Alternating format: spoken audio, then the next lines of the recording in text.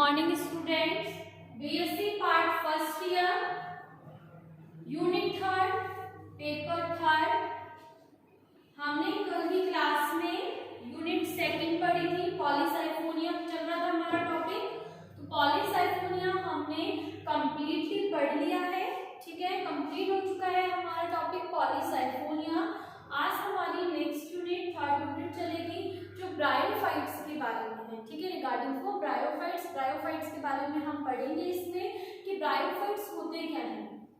Bryophyte क्या है, देखिए ब्रायोफाइट जो है वो जमीन पे लगे रहते हैं और ये आधार से चिपके जमीन पर राइजोइड के द्वारा आधार से चिपके हुए रहते हैं। ठीक है, और जो राइजोइड्स होते हैं या मूलाधार होते हैं इनका कार्य होता है पोषक पदार्थों को अवशोषित करके ब्रायोफाइट्स के पादप तक पहुंचाना। ठीक है, ये होता है राइजोइड्स का वर्क। और इनको फर्टिलाइजेशन या निषेचन की क्रिया करने के लिए पानी की बहुत ज्यादा आवश्यकता होती है। पानी इनके लिए मेन इंपॉर्टेंट सब्सटेंस है। ठीक है, और इसके अंदर संवहन तंत्र जिसको हमने जाइलम फ्लोएम नाम दिया है वो भी इसमें नहीं पाया जाता है। यह पादप सत्य, जड़, तना और पत्तियों में विभाजित रहता है, लेकिन इसके अंदर ट्रू लीव्स जो होती है वो एब्सेंट होती हैं। ठीक है, ये ब्रायोफाइट्स के बारे में थोड़ा सा मैंने आपको बताया है। सबसे पहले मैं आपको इसमें बता देती हूँ कि जब हम ब्रायोफाइटा की स्टडी करते हैं, ठीक है, जब हम ब्रायोफाइटा की स्टडी करते हैं, अध्ययन करते हैं, तो उसको हम क्या कहते हैं, ब्रायोलॉजी कहते हैं।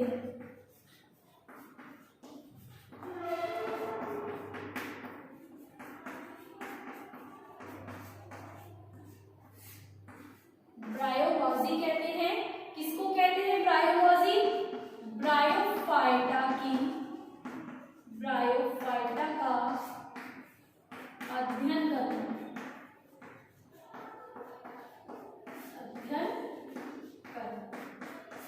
ब्रायोफाइटा का अध्ययन करना ब्रायोलॉजी कहलाता है।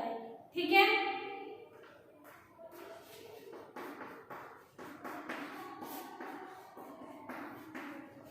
ब्रायोलॉजी के जनक, मैंने क्या लिखा है यहाँ पे, ओनली ब्रायोलॉजी के जनक, मतलब कि जनक से ब्रायोलॉजी के जनक, पूरे विश्व का जनक। ठीक है, पूरे विश्व का जनक कौन थे, एफ कार्वर्ड्स थे। ठीक है, एफ कार्वर्ड्स ने क्या किया था, पूरे ब्रायोफाइट्स की स्टडी की थी और इसके जनक बने थे। ठीक है, एफ कार्वर्ड्स। अगर ये आपसे इंडिया के जनक पूछता है कि इंडिया के बायोलॉजी के जनक कौन से थे, तो कौन थे, एसआर कश्यप थे। तो यहां लिखेंगे भारतीय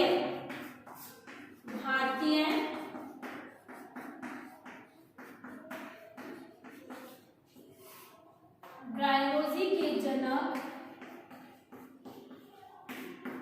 कौन है, यहाँ पे भारतीय बायोलॉजी के जनक एसआर कश्यप।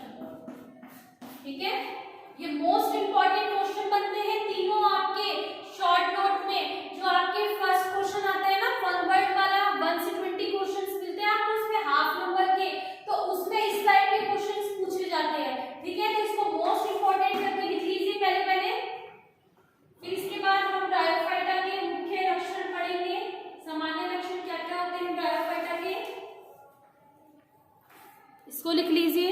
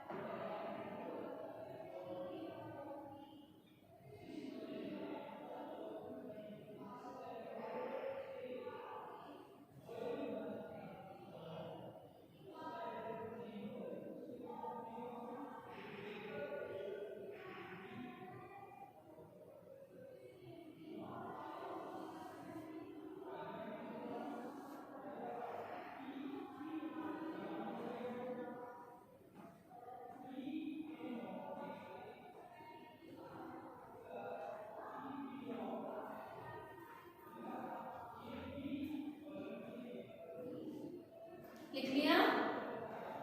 अब नेक्स्ट टॉपिक डाल लीजिए, सामान्य लक्षण, ब्रायोफाइटा के सामान्य लक्षण। नेक्स्ट टॉपिक है ब्रायोफाइटा के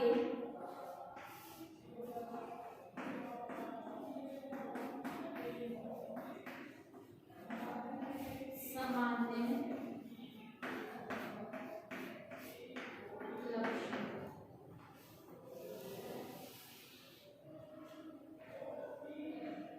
अब हम इसके जनरल कैरेक्टर्स पढ़ेंगे। ब्रायोफाइट्स की जो मैंने भी आपको वर्बली बोला थी वही इसके जनरल कैरेक्टर है। तो टॉपिक मतलब पॉइंट वाइज लिखेंगे हम, ठीक है। तो मैं आपको जैसे ही नेक्स्ट पॉइंट बोलूं तो आप उसको नेक्स्ट लाइन से लिखिएगा, ठीक है। तो लिखें, फर्स्ट, यह सरल आध्य, यह सरल आध्य स्थलीय पादप है,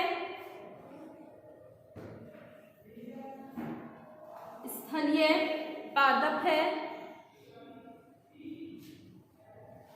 जिनका रंग हरा, जिनका रंग हरा और पादप शरीर थैलस जैसा होता है, और पादप शरीर थैलस जैसा होता है।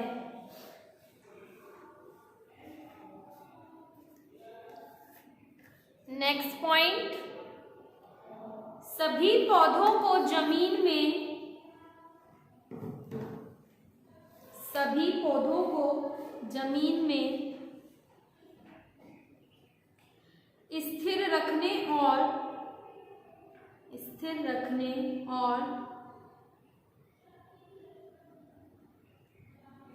भूमि से पोषक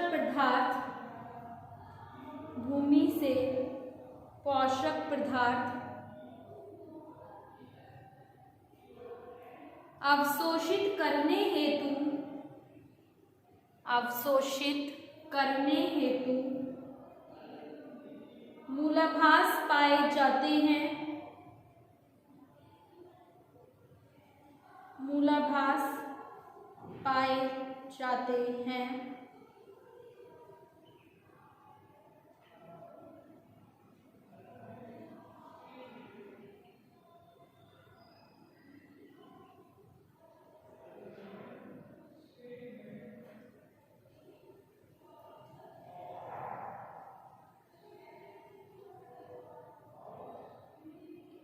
यह पतली लंबी संरचनाएं होती हैं,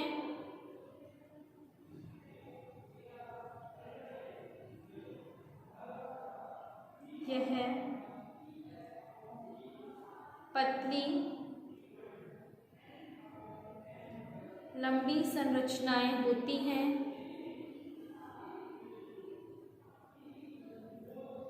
लंबी संरचनाएं होती हैं।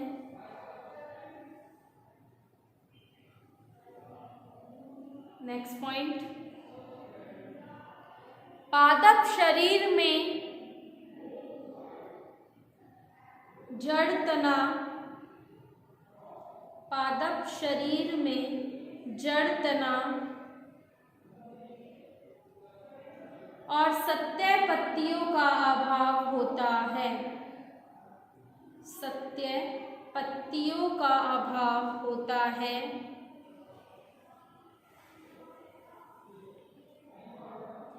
इनके तने में संवहन तंत्र, इनके तने में संवहन तंत्र अनुपस्थित होता है, अनुपस्थित होता है।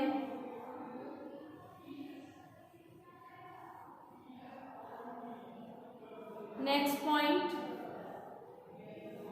पादप शरीर की मुख्य पीढ़ी,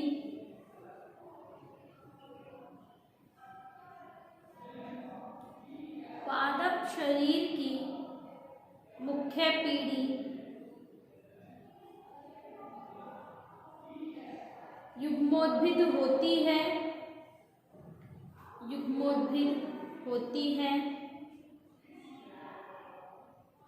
तथा कायिक और लैंगिक प्रजनन में तथा कायिक और लैंगिक प्रजनन में सहायता करती है, सहायता करती है।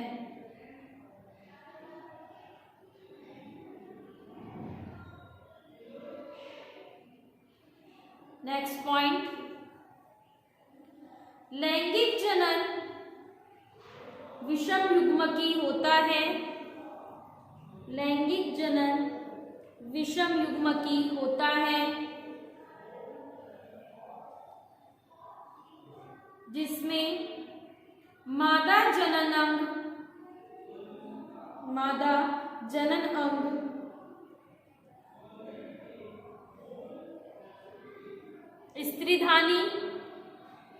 स्त्रीधानी और नर जनन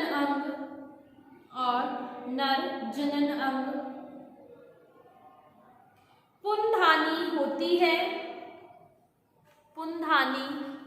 है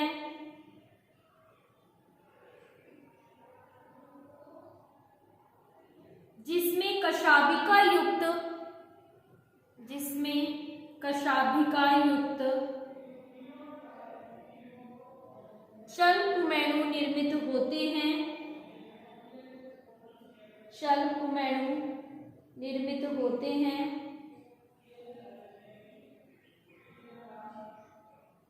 नेक्स्ट पॉइंट, निषेचन के लिए जल आवश्यक होता है, निषेचन के लिए जल आवश्यक होता है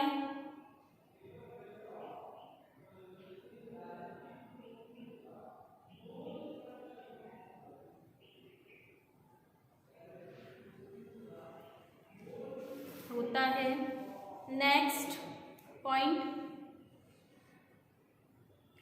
फ्लास्क समान स्त्रीधानी के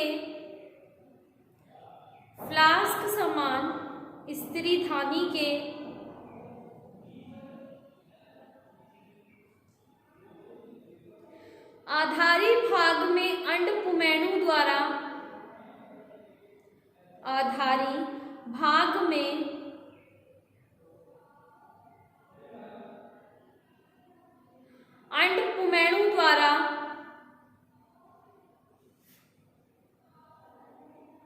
निषेचित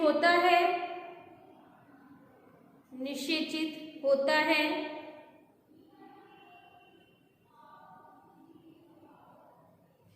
तथा भ्रूण यही वृद्धि करता है, तथा भ्रूण यही वृद्धि करता है।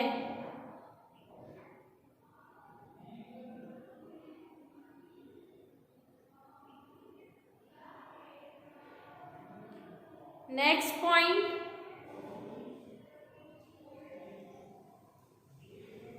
निषेचित अंड में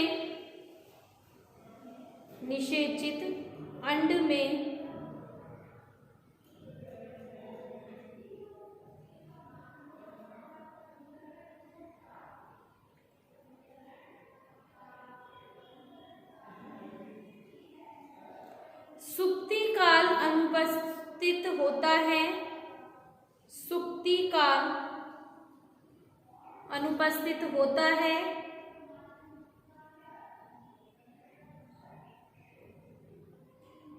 जैसे ही निषिक्तांड बनता है, जैसे ही निषिक्तांड बनता है तो यह विभाजित होना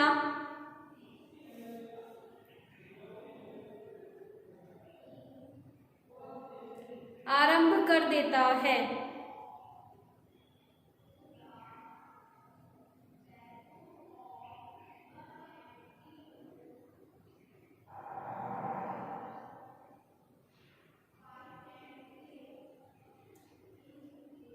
विभाजित होना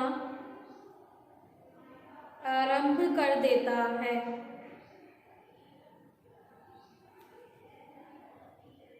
नेक्स्ट पॉइंट, निषिक्तांड में पहला विभाजन, निषिक्तांड में पहला विभाजन अनुप्रस्थ होता है।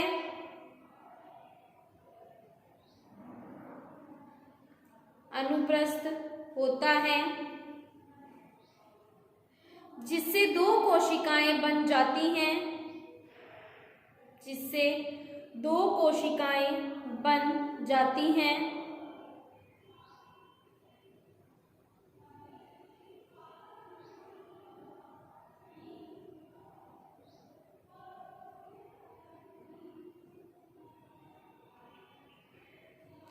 आगे बार बार विभाजन करके, आगे बार बार विभाजन करके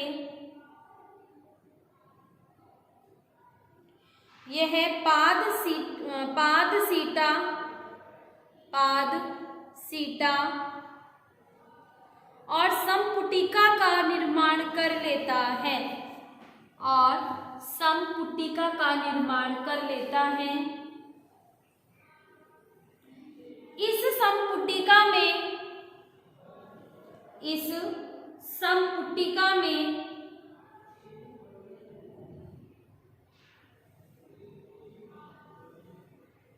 बीजाणु मात्र कोशिकाएं होती हैं। बीजाणु मात्र कोशिकाएं होती हैं, जिसमें अर्धसूत्री विभाजन के बाद, जिसमें अर्धसूत्री विभाजन के बाद अगुणित बीजाणु बन जाते हैं। अगुणित बीजाणु बन जाते हैं।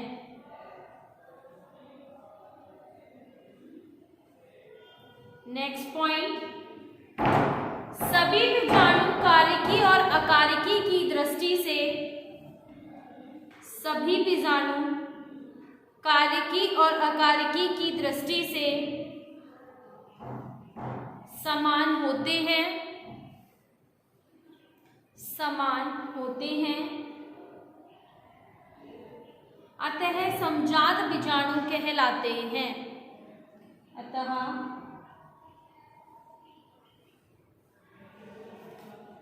समजात बीजाणु कहलाते हैं।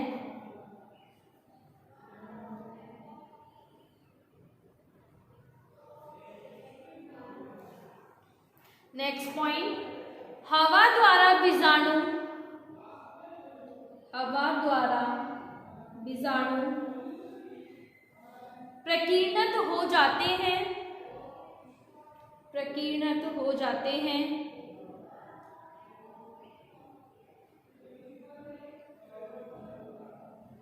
तथा अंकुरण के पश्चात, तथा अंकुरण के पश्चात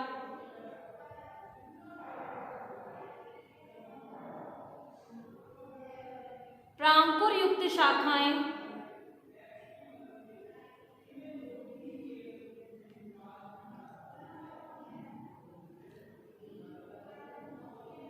प्रांकुर युक्त शाखाएं बना लेते हैं, बना लेते हैं,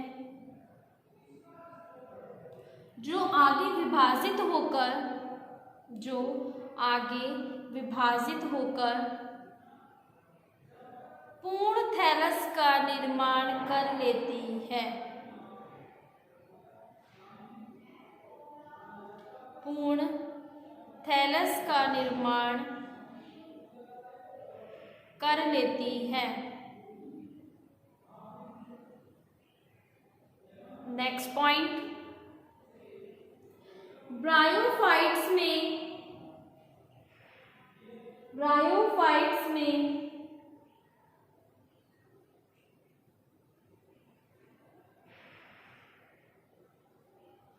स्पष्ट पीढ़ी एकांतरण, एकांतरण,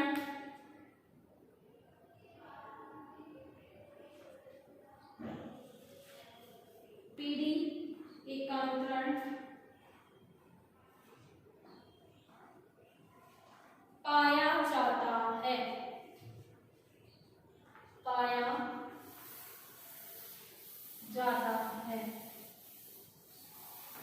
ठीक है, तो ये था आपके इसमें सामान्य लक्षण ब्रायोफाइट्स के बारे में। अब हमारा जो नेक्स्ट टॉपिक है वो है क्लासिफिकेशन, ब्रायोफाइट्स का वर्गीकरण। ठीक है, आइक्लर का वर्गीकरण के बारे में बताना है हमें इसमें कि आइक्लर ने ब्रायोफाइट्स को कितने वर्गों में या क्लास में बांटा था।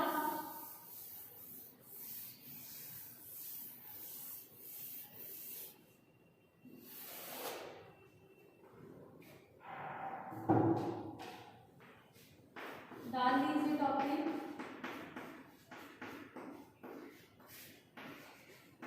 ब्रायोफाइटा का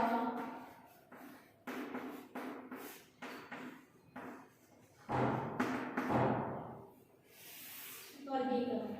ठीक है, तो इसमें पहले लिखिए, थोड़ा सा लिखिए। आइक्लर ने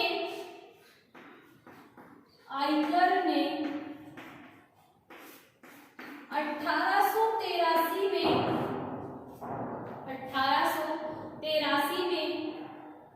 ब्रायोफाइट्स को दो वर्गों में बांटा।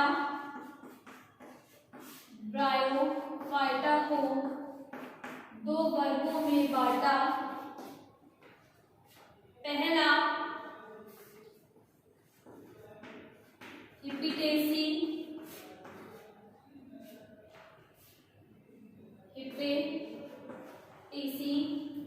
और दूसरा मस्साई। ठीक है, जो आइक्लर थे इन्होंने ब्रायोफाइटा को दो क्लासेस में बांटा था। ये क्या थी? वर्ग थे, क्लास थी। एक थी हिप्पेटेसी और दूसरी थी मस्साई। ठीक है, फिर इन दोनों को आगे क्लासिफाई किया, लेकिन वो क्लासिफिकेशन आइक्लर ने नहीं दिया था जब इन दोनों का भी डिवीजन आगे चल के ऑर्डर या गण निकले। ठीक है, हिप्पेटेसी को अलग साइंटिस्ट या अलग वैज्ञानिक ने दिया था, मस्साई को अलग वैज्ञानिक ने दिया था। अलग अलग दोनों वैज्ञानिक थे जिन्होंने गण बताए थे। तो जो सबसे पहले हिप्पेटेसी की बात कर रहे हैं उसको किसने बताया था? इसको 3 भागों में विभाजित किया था, तो वो थे एंगलर। ठीक है, एंगलर ने, इसको लिख लो और फिर इसके बाद ये वाली लाइन लिखना जो मैं बोल रही हूँ। एंगलर ने 1892 में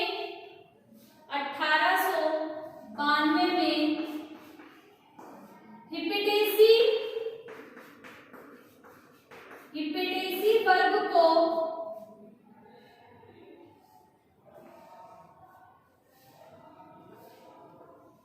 हिप्पेटेसी वर्ग को 3 गणों में विभाजित किया। 3 गणों में विभाजित किया।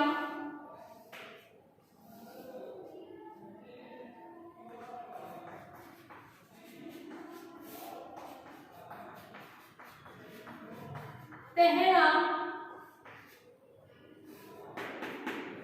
मार्केशियल्स, दूसरा ज़ंगमिनियल्स और तीसरा एंथ्रोसीरोटल्स।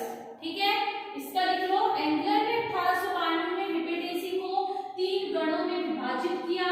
पहला मार्केशियल्स, दूसरा ज़ंगमिनियल्स, तीसरा एंथ्रोसीरोटल्स। ठीक है, इसको 3 भागों में विभाजित किया था। अलग अलग साइंटिस्ट हैं, अलग अलग वैज्ञानिक हैं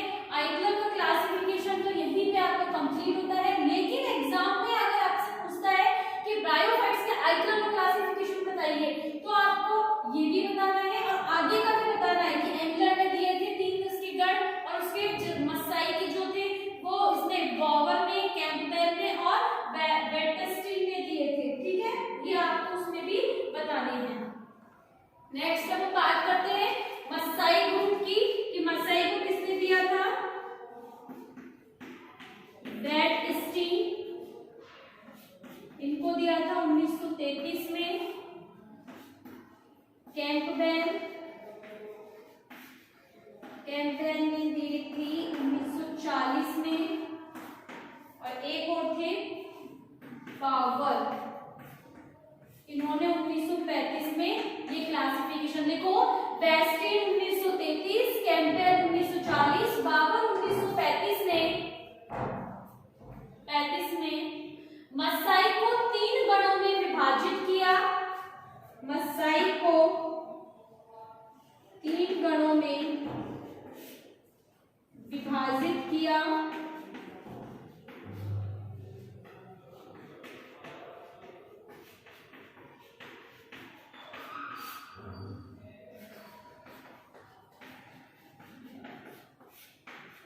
पहला स्पेगनेल्स, दूसरा एंड्रीनेल्स और तीसरा ड्राइड्स।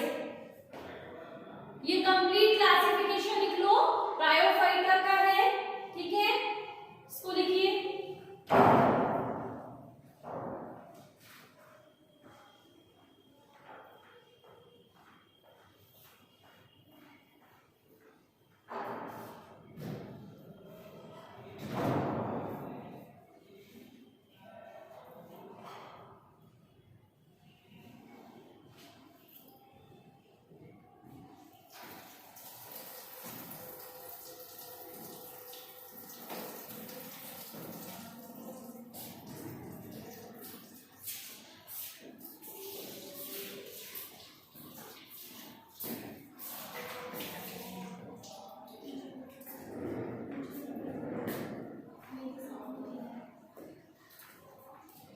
कंप्लीटली क्लासिफिकेशन है ये ब्रायोफाइट्स का। आइकलर ने ये क्लासिफिकेशन जो था 1883 में दिया था, ठीक है। और बाकी के जो हिपेटेसी और मस्साई जो 2 क्लास बताई गई हैं या वर्ग बताई गई हैं,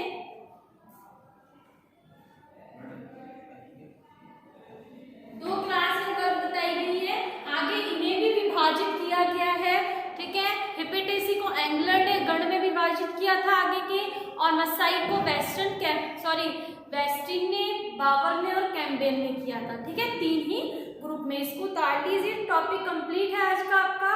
कल की क्लास में हम इसमें एवोल्यूशन और ऑरिजिन के बारे में पढ़ेंगे, ठीक है, नेक्स्ट क्लास के अंदर। Thank you.